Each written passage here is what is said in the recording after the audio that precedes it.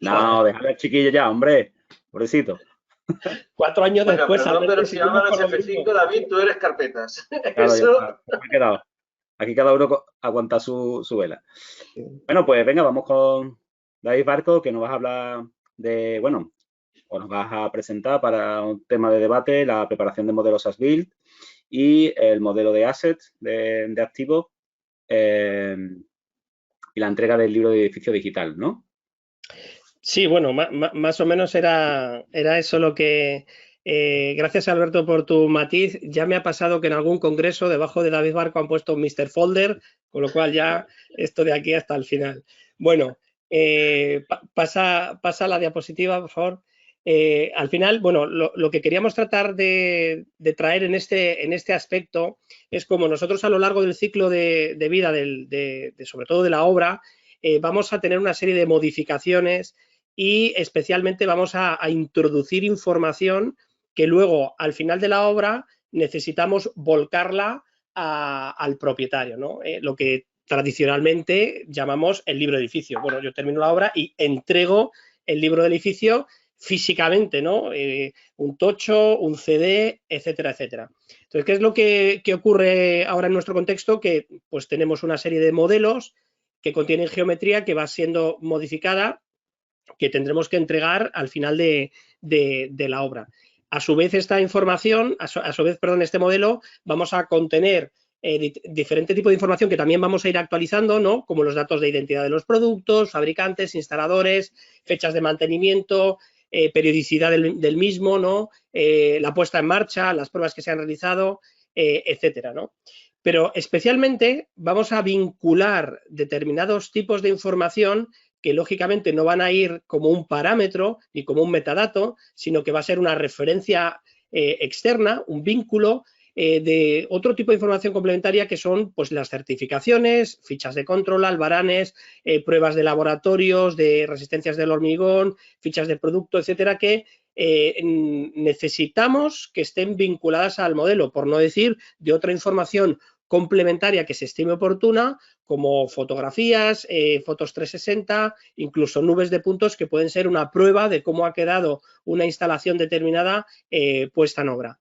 Por supuesto que todo esto está acompañado de la correspondiente documentación gráfica, PDFs o DWGs, puesto que independientemente que nosotros estemos encantados con el modelo único de datos, las administraciones públicas de momento en los ayuntamientos siguen pidiendo determinado tipo de información, PDF, DWG, etcétera, ¿no? Y otro aspecto también importante de la actualización es ese control de espacios y programa que puede haberse modificado a lo largo de la obra de alguna manera y tenemos que realizarlo. Por lo tanto, también tendremos que pensar cómo esa información se traspasará en esos formatos con un sistema de clasificación correspondiente, formato COBI, etcétera.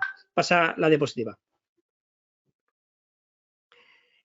Para ello, lo que vamos a tener a lo largo del ciclo de obra, dale al pase también, hay una serie de softwares determinados, ¿no? Yo he hecho alguna búsqueda muy rápida, ¿no? De Elitec, tiene un programa de control de ejecución de obra en el que tú puedes ir introduciendo todas estas variables, programas más conocidos o por lo menos más extendidos como Presto, ¿no? Que también tenemos la posibilidad de planificar, introducir esta información, pasa. O programas de chequeo de información de la obra como Solibri, pasa. ¿Vale? ¿Qué ocurre? Que parte de esta información que nosotros estamos introduciendo puede estar contenida en un entorno de datos compartidos, ¿vale? Dependiendo de la naturaleza de este entorno de datos compartidos, nos facilitará a futuro de la obra esa entrega de la documentación final. Es decir, no tiene nada que ver que nosotros hayamos depositado toda esta información y esas informaciones vinculadas desde un Dropbox, que desde un BIM 360, un BIM Server Center de Cipe, un Trimble Connect o similar. Pasa a la siguiente diapositiva. ¿Qué ocurre? Que ya hay plataformas que contemplan este pase de fase, ¿no? Es decir, estos entornos de datos avanzados ya contemplan que la información se ubique de forma permanente en estos entornos, porque además cuentan con herramientas complementarias, con visualizadores, con control de flujo de información, de validación, controles de versiones, etcétera, etcétera. Pero todos sabemos que la mayoría de estas plataformas pues conllevan un gasto importante. Por lo tanto, aquí ya tendríamos que sí, esa sería una posible solución óptima, pero tiene ese problema del coste de mantenimiento. Pasa. ¿Vale? Por lo tanto, nosotros nos vamos a encontrar en esta situación en la que pues todo el mundo decimos, qué maravilla, tenemos nuestro entorno de datos compartidos con todo bien enlazado en las diferentes situaciones, ¿vale? Pero la realidad es que cuando nos piden algo o cuando tenemos que actualizar a final de obra, pues a día de hoy, y yo por lo menos hablo ya de mi experiencia, todavía las soluciones no están suficientemente testadas o no hay suficiente experiencia en nuestro mercado como para saber que esta forma de trabajar es mejor que esta otra, ¿no? Entonces ahí tenemos ahora mismo una serie de incertidumbres que nos estamos encontrando. Pasa. ¿Vale? Entonces nos encontramos con la posibilidad de que combinando con el entorno de datos compartidos también podemos tener otros tipos de soluciones. Es decir, si nuestro cliente desde un inicio, hablando ya de la propiedad que va a mantener el edificio o va a mantener el activo o va a recibir el fin de obra, ¿vale? Tiene algún tipo de servidor local al que nos ha dado acceso mediante algún FTP, algún NAS, alguna virtualización, ¿vale? O tiene un entorno virtualizado, es decir, que el propio cliente ha generado este ecosistema o trabajamos con un entorno de datos compartidos, pero que lo controla el cliente, ahí ya tenemos un primer gran paso adelantado, es decir, ya la información está en ese ecosistema y no sería necesario quizás hacer un trasvase a final de obra. Pero ocurre que muchísimos de estos enlaces, porque no está definido en el BIM Execution Plan o porque alguien lo ha introducido sin consultar, pues aparecen otro tipo de enlaces que a lo mejor no están relacionados con los servidores propios, sino que están son enlaces webs o en otros entornos que no están tan controlados. Por lo tanto, aquí vamos a tener un aspecto interesante que es el del mantenimiento del vínculo, ¿no? Vamos a tener vínculos que vamos a considerar estables porque están controlados por un departamento de TICs o está controlado por el propio cliente o porque se ha decidido que toda la solución está en un entorno virtualizado que se va a mantener a lo largo del tiempo, ¿vale? Estamos hablando, pues eso, de plataformas muy conocidas como Google, Microsoft Azure, Oracle, IBM Cloud, etcétera, ¿vale? Pero en contraprestación podemos tener entornos que han sido derivados, por ejemplo, de UTEs, ¿no? A veces se trabaja de esta manera en las obras y el entorno que se ha decidido pues es temporal para esa obra, ¿no? Por lo tanto, o se han tomado entornos también, entornos de trabajo compartido que se han elegido de forma provisional diciendo, bueno, vamos a ir tirando por aquí y luego ya veremos, ¿no? Y luego también tenemos una posible solución es que se hayan elegido entornos, dominios o referencias que sean inestables, no tanto porque se vayan a caer de forma indeterminada, sino porque pueden pertenecer a pequeñas empresas que a lo mejor no están capacitadas para mantener esto en el tiempo y que de repente un año cierran y ya no tienes ese posible acceso, ¿vale? O pues que no tienen pensada temas de escalabilidad, ¿no? Que de repente no soportan un tráfico mayor cuando puede aumentar, como en esta situación ha aumentado los tráficos. Por lo tanto, estamos viendo que tenemos un montón de variables que pueden afectar a cómo hacia el final de la obra tenemos que compilar toda esa información. Pasa.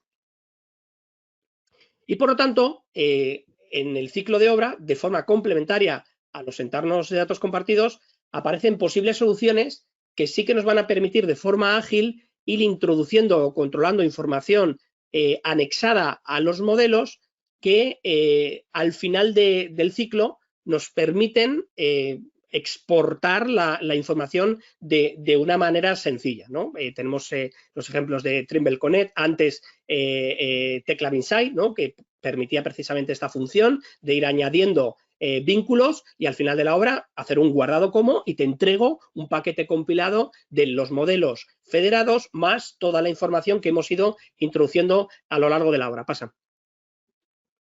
Lo mismo sucede con el entorno de Navisworks, ¿no? Por poner un par de ejemplos, que también permite este tipo de funciones, ¿no? Yo, independientemente de donde esté el entorno de datos, yo estoy federando de los modelos y voy controlando cómo introduzco la información a través de esos hipervínculos, de etiquetas, de metadatos, que los voy estructurando a lo largo de la obra y que me permiten al final de la misma, darle con alguna de las funciones que dispone el programa, hacer una compilación de toda la información para llevárnosla a otros sitios.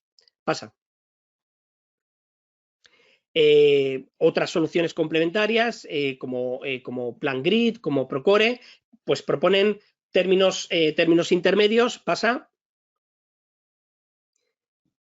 Y llegamos al punto en el cual pueden coexistir varios entornos de datos, incluso puede haber integraciones entre los mismos con determinados tipos de sincronizaciones. Por lo tanto, aquí, pues digamos que falta el elemento que es dónde prevalece el dato, dónde prevalece la información. Y eso va a exigir un esfuerzo enorme de los diferentes agentes para introducirlo. Si estuviéramos en el estado utópico en el que todos trabajamos con el entorno de datos compartidos de una manera clara, nítida, solo hay una única versión de documentos y trabajamos de esa manera, pues este debate no existiría. Pero claro, decidme en qué obra eso está pasando al 100% de verdad. Todavía siguen existiendo entornos donde el WIP realmente no es WIP, sino que está escondido en otro sitio y ya te subiré yo mi documento WIP cuando a mí me interese subirlo, ¿no? Entonces, bueno, estamos todavía en un estadio intermedio y por eso son todas estas incertidumbres. Pasa. ¿Vale? Por lo tanto, llegamos al final de obra y tenemos que hacer esa entrega, ¿no? Hemos evolucionado en la entrega del documento de papel, disco, disquete, USB. Y ahora, ¿cómo vamos a entregar esta información? ¿No?